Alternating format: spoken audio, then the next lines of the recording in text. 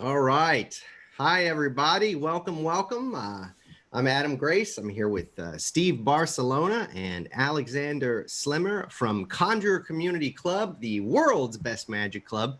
And in today's video, we're going to look at some really cool magic that you're going to love. Today, we're going to be looking at David Copperfield a little bit closer. And do us a favor, if you like the video today, make sure you like and subscribe to our channel because that really helps us out. And let's jump into it. Let's talk about some David Copperfield part 2, right, boys? Right? Yeah, do it. Yeah, so the other day we did a whole episode about Copperfield and we had a whole bunch of clips planned, but we only got through one clip, just one. Because we got to talk about there. We all got excited, you know? We did get excited. We all got sent to our boyhood personas. We were in our boyhood clothes. We were looking at Copperfield with eyes of wonder. I'm just rambling now. Well, it's easy to do, right? When you're looking at that magic, he definitely elevates each of the effects that he takes on. He elevates it to the highest level that he possibly can. And I think I said it before, it's just inspirational, you know, to see that that's possible. Because a lot of these things, when you see them in a book, you know, especially if you're reading an older trick, it's flat. You know, you read this thing, you have to have a lot of imagination to pump that thing up and make it into a big balloon that's floating that everyone wants to look at, you know. And it's a tricky thing to be creative and make these things happen. But to have sources like David and, you know, other magicians that take these classic plots and make them into these beautiful pieces that you can't look away from, you know, I think that's the stuff that you need. You need to have several sources like that just can show you what's possible so that you can be inspired and try to achieve similar results. And, you know, I think it's just an ongoing lifelong process. You're just constantly working and refining things, because I think once you get to a point where you say like, this trick is done, I finished it, I think it's dead. You know what I mean? I think it's a living and breathing thing. And when you have your mind open to the idea that the thing is living and breathing, you know, you're always going to like be listening, you know, and like we talk about this often in CC, listen to your spectators. Because often they're going to say the line. They're going to give you some line that's like, that's what I've been looking for. I need that line right in that spot. Now the trick is that much better, you know? How much of that do you guys think Copperfield does? Like when he sets something for his show that he's doing over and over, night after night, how much do you think it changes and gets tweaked? I have an answer to that. Go ahead. I got friendly with Chris Kenner sort of by mistake. You know, I went to go see David Copperfield as a kid because he was coming to Tahoe, and Tahoe is just a couple of hours away from me. And he would do like a week in Tahoe. And I was doing a lot of magic shows. I was probably like 18 or so. And everyone would ask, have you seen David Copperfield? No. So once I was married at the time and to my first wife, and we saw a David Copperfield show, and I spent some money and got like front row seats. I was like, all right, I'm going to get this David Copperfield thing out of the way. I'm going to go see it and be done with it, you know? And we drive up there, we go stay in Tahoe for the night to go see David. And I brought my Chris Kenner book because David Copperfield wrote the introduction, and there's a big giant picture in there. And I was like, this will be a great thing for my magic memorabilia. How David signed the picture, it'll be on my shelf. It'll be like, yes, I met David, look, you know, and that was my thought process. But we see the show. It's amazing. Had no idea how amazing it was. Was blown away. And I'm standing in line because at that time, David was signing autographs for everybody that wanted an autograph. And I stood in line holding my Chris Kenner book. And Chris Kenner comes around the corner wheeling a dolly. He's got a hand truck, and it's just boxes full of programs. The big David Copperfield program from the show for David to sign and sell to these folks that want the autograph, right? Right. And he stops dead in his track. And he's like, no way, that's my book. It's like, what? It's like, you got my book. He's like, what do you mean? And he's all, I'm Chris Kenner. And he flips over his laminate. And it's Chris Kenner. I was like, whoa, no way. He's like, and I was like, you know, that's neat that David Copperfield's here and all, but I have so many questions for you, man. Can we hang out? You know? And he's like, yes, but I've got to do this, but let's talk. Right. So he does the autograph thing. I get up there, Chris signs my book, David signs my book. And afterwards I go and meet with Chris, and we BS for about 15 minutes. He's like, I'm really sorry. I told you we could hang out, but I have to go. We hired a comedian that came in tonight because we've been working this trick for the past year or so. And I don't remember which trick it was in the show that we saw, but he said, we're going up to the hotel room in the suite, and we're going to go review tapes, and we're going to go write jokes with this guy who's going to help us, you know, go to the next level with the presentation on this trick. Okay. So it's an ongoing process. They hire people, you know, obviously, you know, they have the magic team on staff that's handling all of the technical aspects of all the magic, but I think whatever it takes to get that thing to be the best that it can be, right? And I think that they work on it years sometimes until it's perfect. But then, yes, he definitely gets to a point where it's like, it's a showpiece, and when you see it on TV, that's the way you're going to see it in the live show if you go see the live show, right? But tell everybody, just for there's a lot of people watching on YouTube probably don't really know who Chris Kenner is to David Copperfield. Briefly, before we watch the first clip, just give everybody a really brief rundown of how that works. It actually is good, because this clip we're going to watch, this is Chris Kenner's magic that David's doing. And Chris Kenner was, well, Steve probably has a connection to this. There was a restaurant in Indiana called Illusions, and Chris was one of the house magicians at Illusions. And he was just, you know, an excellent magician in the Midwest, was making his living as a magician. And the way Chris told me is that David came into town and saw him in the show. He was coming to see a specific trick that he did that was that ring flight we were talking about with the little baby shoe. Chris was doing that in the show. Oh, really? And David wanted that for the TV show. So he came to see Chris do that at the club. And Chris, you know, he knew David Copperfield was on TV, and he was like, you know, yeah, whatever, you know, David Copperfield, whatever. But then he met David, and they hit it off, like, famously, like immediately, like we're just like buddies, right? And they were talking about magic, and David asked him about the trick, and Chris was like, yeah, take it. That's fine, man. I don't care. Do the trick. Just as long as you're the one that does it, no one else does it. You know, I just want to keep it exclusive. If it's just you and it's just me doing it, I'm okay with that, you know? And he just let it go. And then out of that, what happened is that David would call up Chris and say, hey, man, we're coming through town. Would you mind coming out to the show? I'd love to get your notes. We're working on a couple new things, and I would just love to get your point of view on it. And that happened, right? So he's doing that for a couple of years. And then eventually he's like, hey, man, I have some problems, some magic problems. Can I have you come out for a couple of weeks and come work on some stuff? And then slowly but surely he became part of the Copperfield operation, right?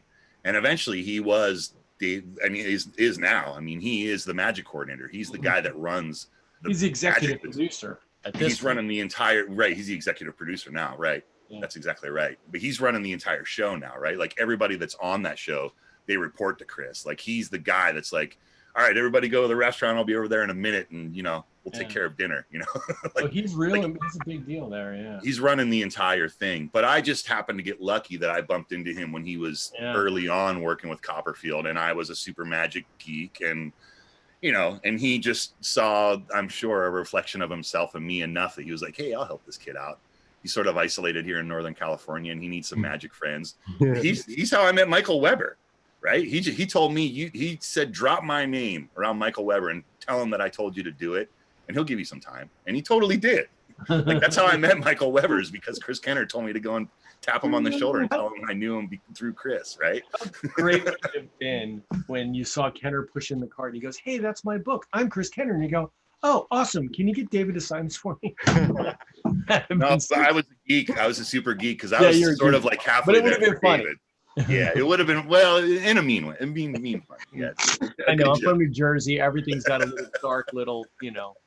That's pretty funny, though. All right, let's watch this. Let's watch this Kenner-inspired David Copperfield clip that is again showcasing how great Copperfield is in the close-up arena. All right, here we go. You see it? We got it. I'm going to show you a home movie. That's me. And that's my grandfather. He's the first person to ever teach me magic. I was about 10 years old, and he taught me a card trick with 4 aces. And the aces would appear and disappear. It was really cool.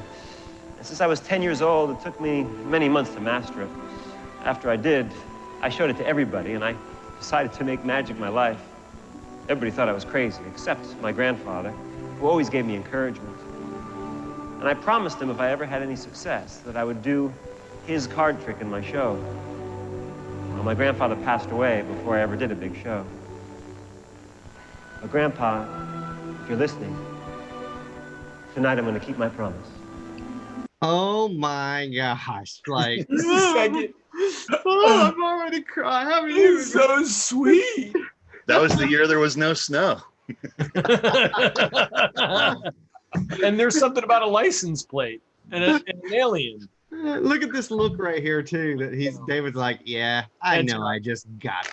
I got him. All right, here we go. Now every magician on the planet after this started out. My grandfather taught me magic. This Yeah, is the right. genesis of that right here. Yep. Effective use of the music too, right? Yes. For the movie. Hey, who's that guy?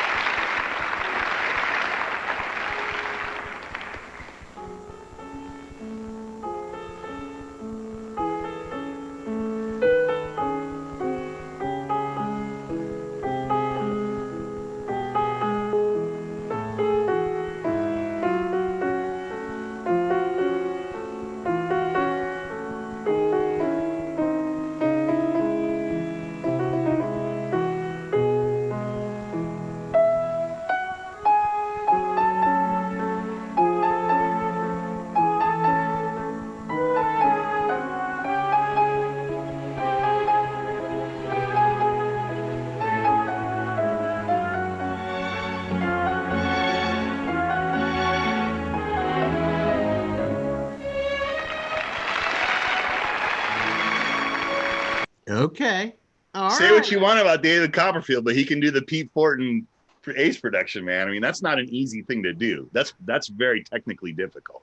His hands were not shaking at Not for all. a second. Steady as a rock right there. But to be fair, Chris Kenner is the man who taught him how to do that. So, you know, if Chris is teaching you how to do something, I think you're going to know how to do But- it. You know? Don't you think it's true that any, I don't want to say big name magician because that means different things to us, but anyone you see on TV, they always have a team of guys, right? Yeah, yeah. Just about, they always have like 5 or 6 guys working on stuff, thinking up ideas.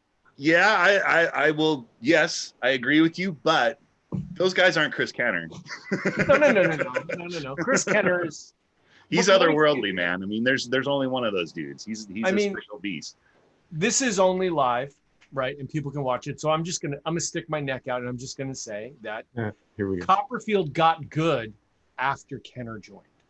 Because previous to Kenner joining is all those other things you see, that Agreed. real 70s dance, you know, I don't even know how to explain. And the magic was just lower level. It Yeah. wasn't like it is like now. It's like top notch. Like, Oh, it's the best it'll in the hurt world. you. It's the best in the world. Yeah. But Kenner is the genesis of that. He's the one that stopped Copperfield from being hokey. Agreed. You know what I mean? And Yeah. I think that Copperfield had some coolness right before Kenner joined up, but it was, and I would argue that he was probably cool enough for Kenner to agree to do the job, right? Yeah. Now Kenner is after Statue of Liberty.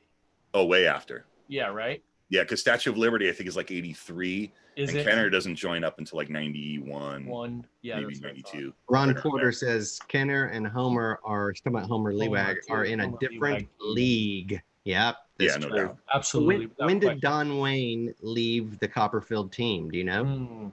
I think he did it until he passed, because I remember, you know, I got in with Chris and I asked him if I could talk magic with him. He goes and meets with the comedian. He gave me his business card. He said, "Hey man, next time I'm in your neck of the woods, call me and we'll get together."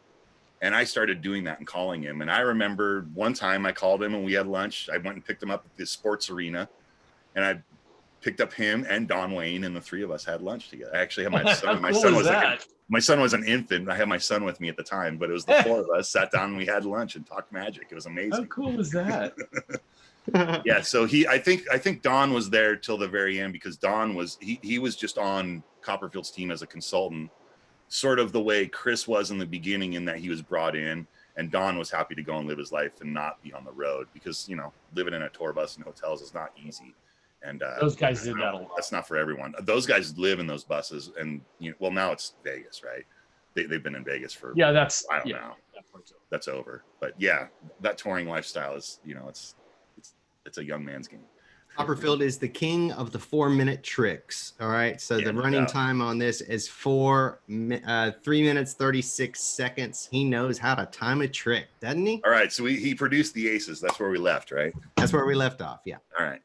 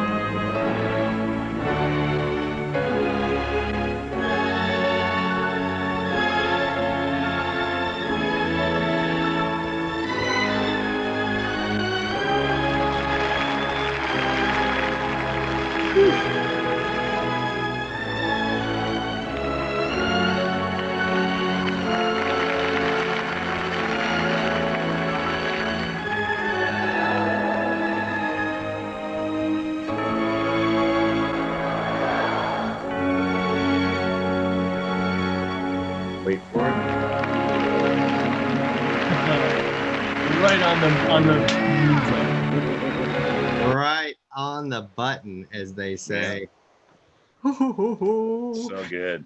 Yeah, You know, it's well, funny. good. I remember talking to Chris about this one, like asking him, like, how did the card trick come about? You know, why did he have that card trick even in the show? And he said, because David had seen at the time, I think it was around 90, there was a thing called Dream of Aces that Gary Roulette put out through Cameron Academy of Magic. And there's sort of Copperfield's contemporary in Canada, or one of them in Canada, was Alain Charquet, I think is how you say his name. But he was stage illusionist, good looking guy that did all the, you know, similar act to what Copperfield did. He was just a Canadian guy and he was touring Canada.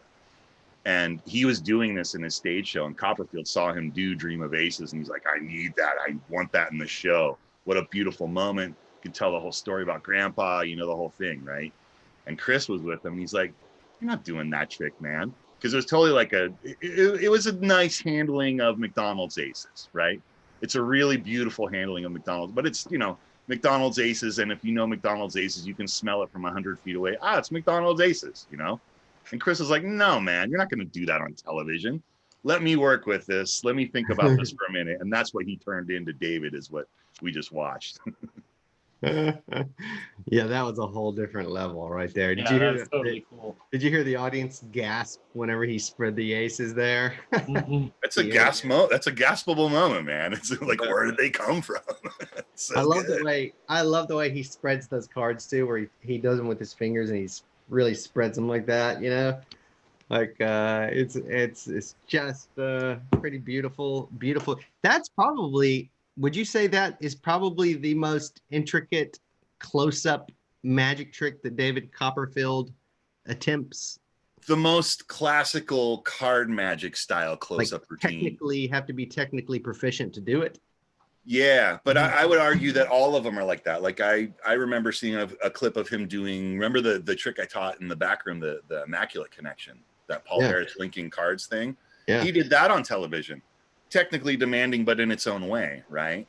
I mean, And to I would do- say that probably all of these, all of his tricks that he does close up, they all are like pretty technically demanding because the magic is so strong. It has to be, right? I mean, to do that change where that visual change where you like literally like that Yeah. thing. I mean, that's not like super easy to do. No. You know? There's And both to be fair, be nice to yourself, Adam. He's only doing it with a handful of cards. He's not doing it with the whole deck, right? Oh, right. That's true. You're right. But yes, he does it. He does it beautifully, and I've seen him do it live a few times. And you know, you can't. It's tough. But the second time I saw it live, I was able to resist the temptation of watching the screen and just watch him, to see it from that angle, to see all of the moves. You know, and he's awesome, man. He can do all of that stuff as well as anyone that I've ever seen do that stuff. All of those moves that are in that trick. He's great. David is awesome. BJ told me an interesting story about, because BJ worked for David for a few years. He sort of, he's the marketing guru, right? That's what he really does. He's the co-branding expert. And he helped David basically formulate the marketing plan to sell. When they were touring, he basically helped them create the marketing plan to tour and set up the advertising before they got to each town and, sell the show, get people to, butts in the seats basically. But in the beginning, BJ was traveling with them. He was on the bus, and, him and Homer and Chris would just jam at night on magic stuff. Cause you've seen BJ, he's a monster, he's a great close-up magician, knocks me down every single time I hang out with him, whether we're doing this or in person. Just like, dude, just knocks me down. But he's a guy that can hang with Chris and Homer and, keep them interested in jamming all night while they're on a bus going to the next town, right? He told me one night they were doing that and David joined in and was like, hey guys, let me try one. Let me do a trick. And he does he does a card manipulation act for these guys on the bus.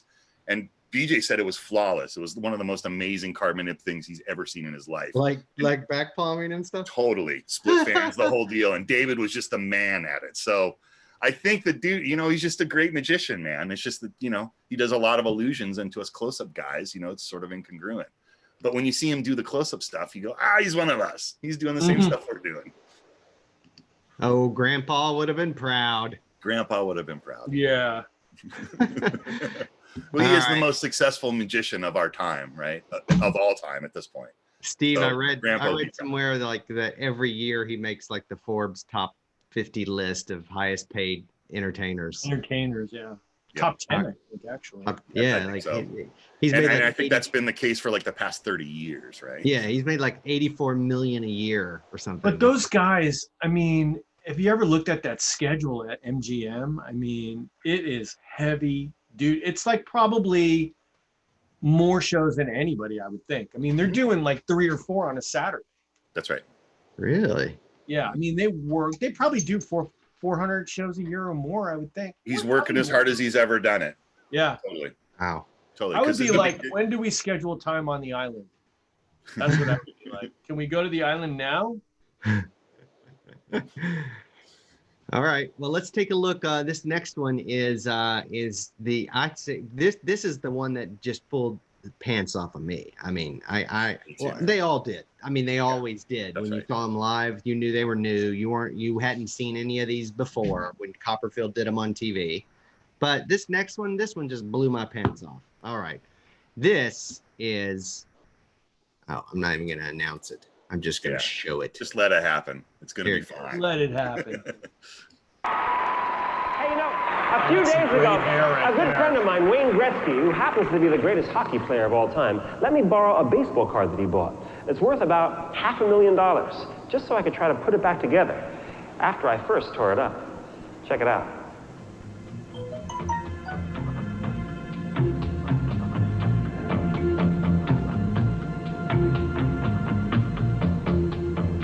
We're in my warehouse with Wayne Gretzky, and he's going to let me tear up his $500,000 baseball card just so I can try to magically put it back together. You sure you're going to let me do this?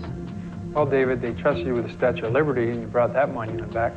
I think I can trust you with my baseball card, but I want you to know I'm fully insured. Oh, insured. Thanks for the vote of confidence. This baseball card's very rare. In the early 1900s, the great shortstop, Honus Wagner, didn't want his young fans to have to buy tobacco to get his baseball card. So he had his cards recalled and destroyed. Only a few survived, and this one's in mint condition. It's sort of the Mona Lisa of baseball cards. That's why it's worth so much. You really gonna let me do this? Sure. Let's go. Just take a peek at Copperfield's belt buckle. Yeah, good. right. I think you're good. It's misdirection. A few years ago, Wayne and the Kings owner, Bruce McNall, bought the world's most valuable baseball card for close to $500,000. Tonight, I'm gonna try to tear it up and put it back together, believe it or not. Now, Wayne, the first thing you've got to do is take the card and take this pen and sign your name across the card. That way we'll know it's your card, not a duplicate. You mean you want me to deface this card? Wait a minute. That baseball card is worth $500,000, and your signature is worth about $100. So it'll increase its value by $100. Well, at least 99. Trust me, son.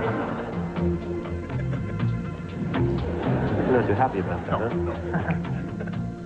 So remember, guys, this is just an illusion. Oh, no. I don't want to ruin your day. Yeah. I think you just ruined it right there. Two pieces. Pretty good, huh? That's great. There you go.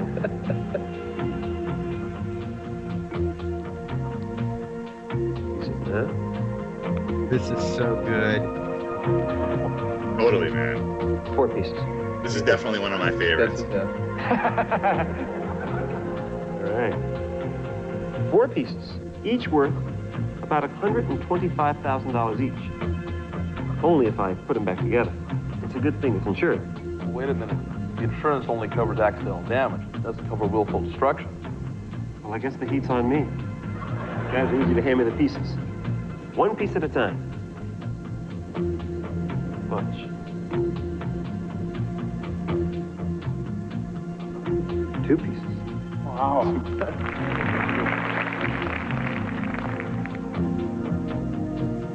And the next piece.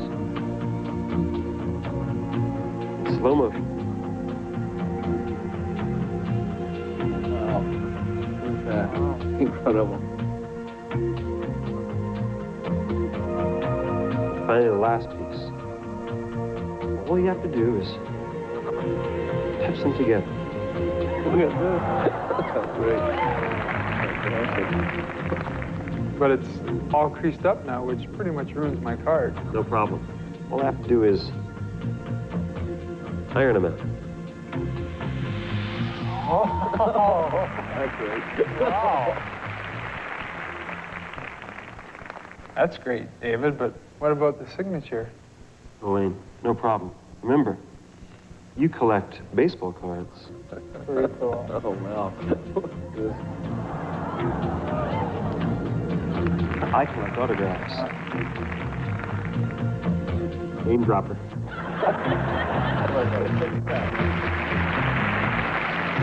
I was kind of like speechless that whole routine. I wanted to say something, but I was so engrossed watching, I couldn't speak. That is one magical routine right there, man. I think that's what set off all of those torn and restored cards in the 90s. Everyone was trying to do that, but there's an element there that you can never do, that no one could ever accomplish, because there's a setup there that you need to do to make that thing happen that is not practical, you know? Yeah. But you know, Guy Hollingworth came pretty close, right? His technology and the Reformation. We talked about DC. The Reformation's close, right? It's got a lot of the techniques there that make that thing similar, right? Mhm. But there's another thing that's going on above and beyond that. I remember as a young man being obsessed with this trick, and that's good. And then he gave me one thing that blew my mind, and this is going to blow all of your minds when you think about that trick. When you go back and watch this again too, the trick isn't how does he put the card back together. You can probably figure that out. The trick is, where do the pieces go? That's exactly what I was thinking. That's you, because there's never when you do a torn and restored card, there's never a moment where you go. That's right. You know? That's right. And I'll tell you this, that it can be done. There's a way to do this, and there's a thing that is out there that was out in the early 80s, maybe late 70s. That was a marketed thing. It was a manuscript that was actually out on the market, and it was a way to do a specific card trick without using palms, right? And this sort of technology carried over to, this. And I don't want to say too much because I don't want to give away the trick, because who am I to take away that wonder from you? You know what I mean? No, don't. I don't. It's a beautiful thing. I actually don't want to know how Good. that's done. Yeah, Good. I don't. Like, I do have some theories, but I'll never know. And I'm fine with that. I'm okay with that. What I'm laughing about is the thought of a young Alex bringing in prototypes to show. Oh, it was the worst, dude. I went to lunch, the lunch I told you about with Don Wayne. That was one of them. Like, I busted out the prototype in front of him and Don Wayne. I was like, all right, here's what I've got. And it had all this stuff going on. And Chris looks at it and he's like, it's pretty good. And he shows it to Don Wayne, and Don's like, he's pretty close. Oh my God. No, it would have been the best. Isn't Yes. that one of the things that's just so great about Magic is like you get to meet these guys, you know? Yeah, that's Magic is cool that you get to, if you want to, you can totally meet your heroes and like hang Yeah. out. Yeah. And usually they're okay guys. Sometimes. Usually. Usually. Well, Yeah, I will say if you're watching this on YouTube and you're not a member of a Magic Club, we're the three of us. We're coaches and panelists over at Conjuror Community, and this is what we do. I mean, we do magic all the time. And if you want a really cool place to call home, a place that you're not going to be judged, that you're just going to be helped and motivated, and always have people looking to help you just get better and achieve what you want, you should think about joining a real Magic Club. Conjuror Community may be the place for you. We do love magic. And if you get to know Alex long enough, maybe he'll tell you how that damn trick is done. He will. I don't want to know, though. All right. Well, Torn and Restored card, it certainly is the best. And I would say, like, just the way we saw the trick before was that the ace assembly effect. That's the best ace assembly effect I've ever seen, right? Mhm. I don't think anyone touches that. And this Torn and Restored card, it's the best Torn and Restored card I've ever seen. And it's the reason that seeing David Copperfield do close-up magic is so cool, because he's elevating these plots to their highest level that's possible at the time that he's attacking these things. And it's like I said earlier, it's just inspirational, man. I love it. I love it so much. Dude, I can't imagine how much tech they had to pull together in the 80s or in the early 90s to get smoke to come out of. I was thinking the same thing. Oh, I'm glad you mentioned that, because here's the thing. There's a thing there that this company put out. Cameron Academy of Magic was this magic company up in Canada that had all these great things that you could only get from them for the most part. And one of them was that smoke gimmick, and you could buy it two ways from them. Fully built for a few $100, or you could buy the plans, and you get all the chemicals and you can do the whole thing. But there was, like, maybe a month before this aired on television, there was an ad in Genie magazine. Check it out. Those of you that are Genie subscribers, go into the archive. It's probably around 91 or 92, but there's a full page ad selling this trick. It's on the market as a trick that you can buy, and it's like astronomical price, like $495. And in like 90 or 91, that's like an unheard of price for like at least an advertised in a magazine trick. That's like a pretty high price. Mm-hmm. And it only ran for 1 month, and that was it. And I talked to people about this, and like Paul Harris, he said, well, all the guys I've talked to, the theories that they all have is that the ad was just put out so that everyone will think that there's a real method for this trick, because it's TV magic. Right? Oh, okay. That's an interesting idea. That's an interesting idea. I talked to Chris about it. I asked him, I was like, hey, man, I remember there was an ad in the Genie magazine. How come it ran once and it was done and it was over? Oh, and his reasoning was that I think it was CBS that they had the TV contract with. CBS would not allow them to have that footage to put into the package to sell them to the magicians. And without the TV footage, it sort of was like a bunk product, was the reasoning that he gave me. Mm-hmm. And I didn't know what was true. But again, I was a young man and I was hungry and I needed to know. And that's when I started, like, getting into the woodshed and doing arts and crafts and trying to figure out how to, like, put a card back together. You know what I mean? Ron Porter says that Michael Weber did a smoke from hands, turning a lump of coal into a diamond prior to Copperfield's use. I did not know that. And I think around that time, there was a bunch of them. I remember Paul Harris had one. He tried to crack that problem probably 5 years before that TV special. He had a little gimmick.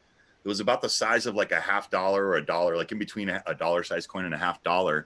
And it looked like a little mini whoopee cushion. And you just give it a squeeze, and what would happen is it would like mix two chemicals together, and it would shoot out a puff of smoke. Problem is that it's chemicals. You're dealing with it being a little chemical reaction happening inside of a little plastic container, and eventually the thing ate itself, right? And the chemicals started leaking out, and it was, whenever you're dealing with smoke, you're dealing with some element that's not going to be. I mean, nowadays, because it's the vape technology, it's not so bad. But I remember even in the mid 90s, someone had this thing they called ultra smoke. And I saw the guy that invented it at a convention, and it was amazing. He wasn't in the dealer's room. This dude just had this big case that he would carry around, and he would have like 10 of these smoke units in there. He'd walk around with this case, and he'd drop the case on the ground. He'd go, hey guys, come here, let me show you something. And he would just do the most simple thing. he would do a retention pass. It was a beautiful retention pass. He put a coin in his hand, then he'd go watch, and a puff of smoke would shoot over his hand, and the coin would be gone, and everyone was like, ugh! Everyone's like, here's my money. And he would sell every one of these smoke units out of the case. And he'd go to his hotel room and reload the case. And he went around the convention doing this. It was amazing. But you watch this guy, I watched him do it a couple times, and his fingernails were all yellow around the edges, around the cuticles, because he's shooting chemicals at his hand all day long. You know what I mean? So at that time, you know, it was a precarious thing to want to have smoke in your act because you're dealing with a chemical reaction. Remember back in the day, there was a trick, I think it was called Hypno Heat. Totally. Yeah, it's like rat poison. So caustic. Yeah, it was so caustic you could die by looking at it. Yeah, I bought some. I found some and I bought it. And Paul came to my house and he saw it and he's like, throw that stuff in the garbage right now. Why do you even have it in your house? It's like radioactive. So I kept the book because there's a lot of cool ideas in there. Like you can have, Adam, it was amazing. You put this stuff like on a gum wrapper in someone's hand and it's like a fire starts in their hand is what they feel like. But you're like, now you're going to feel heat, right? And it's a chemical reaction with this rat poison happening in their hand. Yeah, it's so poisonous. Like, it was the worst. The things we could buy out of magic catalogs when we were 9 years old. Oh yeah, people were. I was like 9 and I bought that. Yeah. The other was, do you remember like you used to get a flash pot and then they'd sell you the flash powder and you had to mix it? Yeah, it came in 2 parts and you had to. Right, you had to mix it, and that was always like I was like bomb making. You know what I mean? Totally. Yeah, like, my lady made me get rid of all that stuff. I don't have any more. I have flash paper now. It's the only fire product I keep in my house. Because it's all of it. It's like the stuff you would make fireworks with, right? You're just like, yep. Oh, it's just in the closet next to my cards. Mm-hmm. It's crazy. Crazy. But it's all about the effect. Hey man, we're still here. We're still here. We made it. Right. Still got them all. So, did that Ace Assembly have a name? Steve Forster wants to know. Do you know? I don't know that it did. I think a lot of people referred to it as Grandpa's Aces. And in the 90s, I think there was a company around here in Northern California that put it out on the market as their own original thing. And they got pretty close. The method wasn't exact, but they hit a lot of the high points. You know, they hit a lot of the method points on there. And they put out a video that was totally shot in someone's backyard with a bad video camera. And, you know, they gave you the special cards you needed to do the thing, you know. I think they called it Grandpa's Aces. Grandpa's Aces. Okay. All right. So this next one, when we were talking about this, you had to remind me what this is. I forgot this was even in Copperfield's act. We should just watch it and talk about it afterwards because it's so good, man. It's just really, I've been gushing this whole time. I won't say anything. Here we go. Everybody, I love this part. Hello. Come on. What's your name? Courtney. Sorry? Courtney. Courtney. Right this way, Courtney. How you doing? And a big round of applause for Courtney. Come on. Have a seat right here, Courtney. I'm going to show you something really cool. It's called the vanishing egg. The vanishing egg.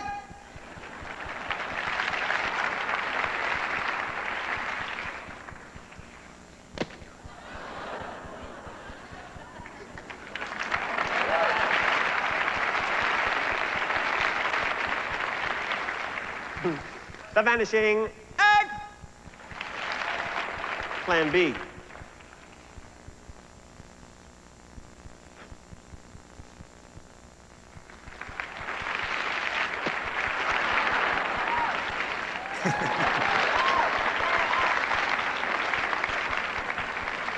The vanishing egg. Plan C. This will amaze you. This will fool you. It won't amaze anybody else, but it will amaze you. Because the easiest person to amaze is the intelligent person. So if you're amazed, you're intelligent. Watch.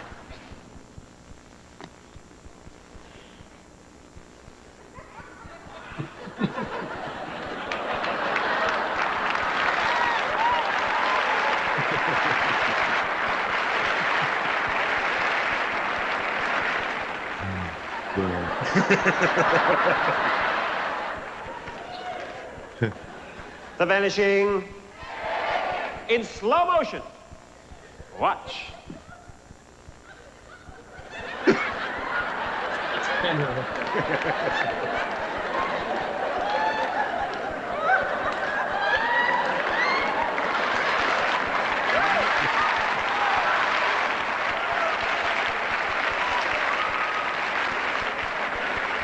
The vanishing with 2 eggs. Yes, 2. Watch. 2 over easy. Here we go.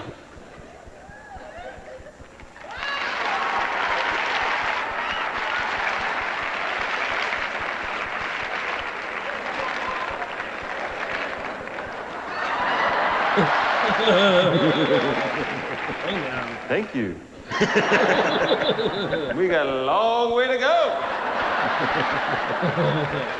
Let's cut to the big finish.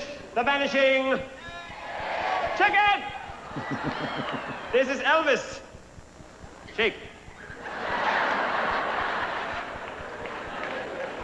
Shake again. You ever shake hands with a chicken before? You still haven't. That was his foot.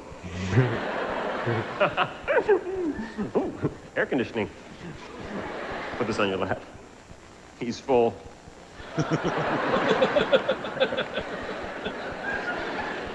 See? He's Jewish. The vanishing chicken. 1.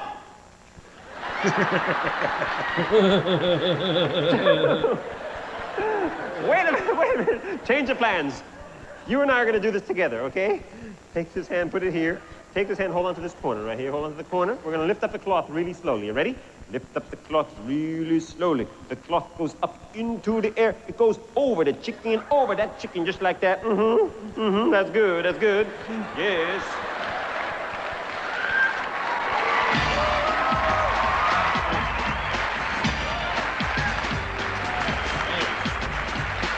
One more little bit here.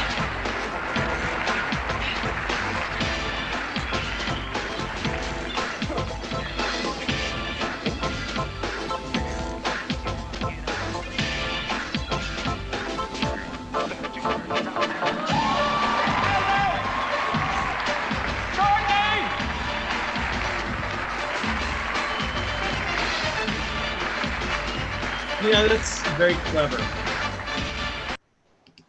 4 minutes. Yeah, that second part there with when he produces the chicken, yeah, it's very clever. It's like a dove, like a self-contained dove production, but they just sized it up for a chicken, you know? Exactly. Well, to make it tie around to those eggs, right? Instead of doing the paper balls like Slidini, he's doing those eggs. And then they have the bit at the beginning that sets you up for it. So he reverses the roles, right? So it's the whole audience is sort of like seeing through the trick. The girl on stage is seeing through the trick, and everyone's like, "What is happening here?" And then all of a sudden, that sets you up for him doing that just to that lady, and the audience is now in on the joke, and it's getting laughs. And then Chris coming out and catching the eggs.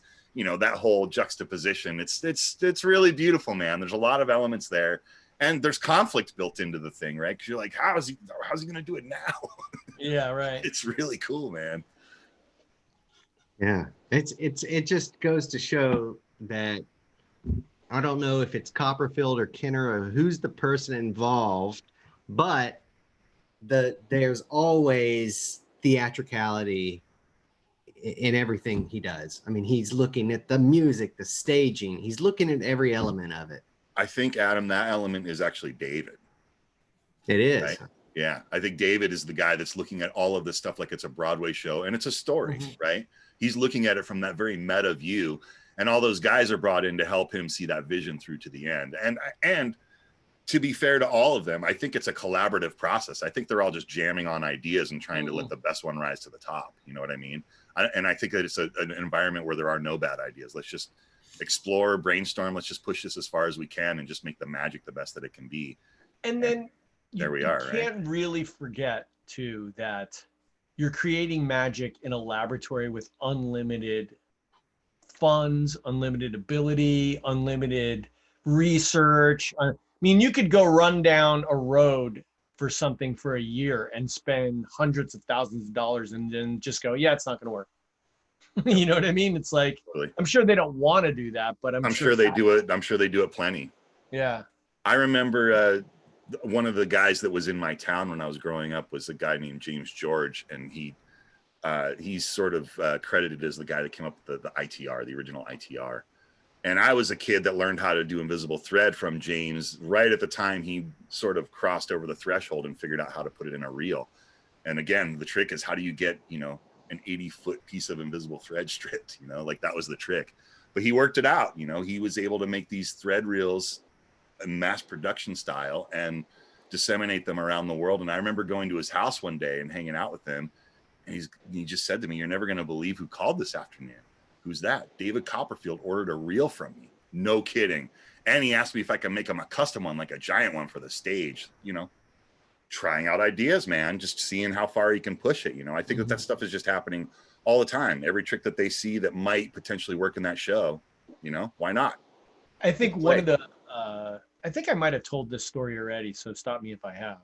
I'm sure I told it somewhere, but went to the SAM convention in Vegas, and Copperfield that year was getting an award or something. But one of the coolest things was to watch Kenner and Copperfield walk through the dealer's room, because it was like, everyone was like, "Get the best thing we have. Here comes Kenner." It's like that kind of thing. And I mean, as he walked the dealer room, it was nobody in front of Copperfield and 500 magicians walking behind him as he like circled this giant room full of stuff. It was pretty cool, man. And he took over an hour. He had his kids and his wife there, and he was very relaxed and taking selfies. He was very cool. Yeah. Very cool. Yeah, both of those guys, I found them to be nothing but that, especially to folks that just need to have time with David or with Chris. They're, very generous with their time, happy that someone even cares, I think that particular time, Kenner lectured at the SAM in Vegas at that convention, right? Mm-hmm. And Copperfield showed up for that to watch Kenner's lecture. And I think it was the first time that they really, because there was a long time there where Copperfield was not extending his hand to the magicians. Sure. He was kind of away from that, Yeah. And I think right around that time was when they decided, hey, that's not what we want to do, and so he really made himself available. It was very cool, and he was very nice. He's the reason I got into magic, because I saw Copperfield when I was 5 years old in Kansas City in 1980, and met him after the show, So, and he was just as cool as he could be to you, right? Yeah. I mean, Copperfield was like, "I'm going to be a magician when I grew up." And he's like, "You're going to be a great magician," just as nice as could be to me. Great. And that's, I love hearing that. Here I am now. So I think we all hold this place in our heart for Copperfield. This final clip it really just plays on what you were just talking about, Alex, right? Because this is a continuation of the story.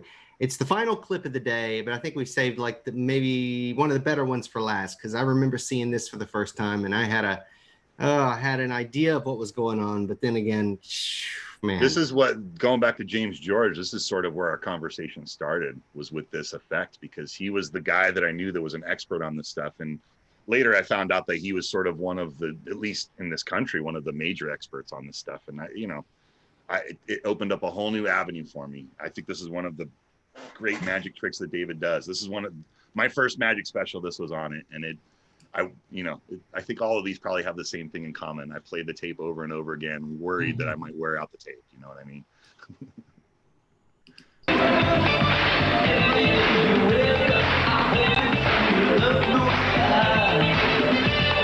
What's your name? Big hand for Sherry. Sherry, say hello, audience. Hello, audience. All right. Sure. You got this piece of tissue paper. I want you to unfold it, make sure it looks good to you. Make sure there's nothing funny about it or phony about it. Look okay? Because I'm going to do something right in the middle of the audience.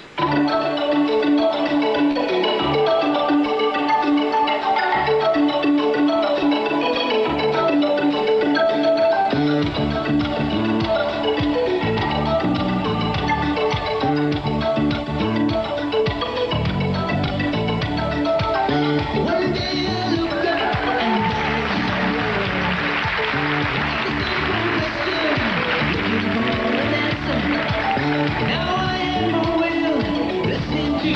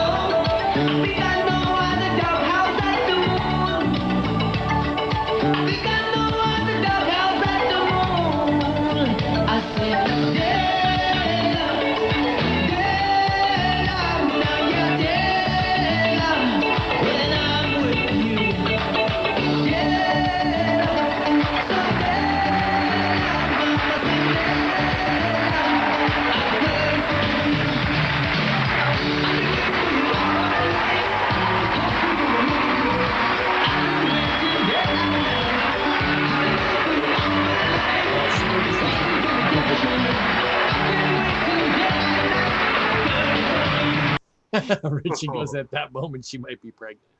Yeah, maybe. Fun. It's sort of a perfect magic trick, isn't it? Kevin Man. James was having a really good day when he invented that. Oh, he was. It's just such a great trick, and you know, it's so doable. That's the thing about it. You know what I mean? That thing is so doable. It's just great. Yeah, I mean, there's certain parts of your body that must move. That must move fast. But I will say, if you're gonna do a flotation, that's the one I'd want to do right there. Mm-hmm. Right. Amit, you asked, would we consider doing an afternoon show dedicated to the invisible thread? The truth is that we've covered that topic extensively inside Conjuror Community. Alex himself has an entire amazement plan dedicated to it with multiple videos covering all kinds of uses. So you should check that out. But yeah, we would consider doing an afternoon show about it as well. But that's the place you should go, Amit, if you want to learn some stuff right away, right? That's right. Yeah, we covered a lot of stuff. And if you go to the live event, I cover how to even strip thread, right? And then there's a plan in the back room where there's specific effects where it's laid out step by step by step, several videos that give you everything you need to know how to set up and how to go into the thing. And it's pretty thorough. And if you have any trouble with it, just hit me up. You know, we can talk about it later on. All right, guys. So stick around for the afternoon jam. If you want to be a part of that with Michael Sproul, the link is in the CC Facebook group. And for everybody else who's watching on YouTube, we want to say thank you so much. We hope you had fun watching with us today. Do us a favor, hit the like button. That tells YouTube we're doing a bang up job. And then while you're at it, smash that subscribe button. We're launching these new videos every day, so you don't want to miss what's coming next on Conjuror Community. Thank you so much for joining us today for the Afternoon Astonishment. On behalf of myself, Alex Slimmer, and Steve Barcelona, a good day. Let me end.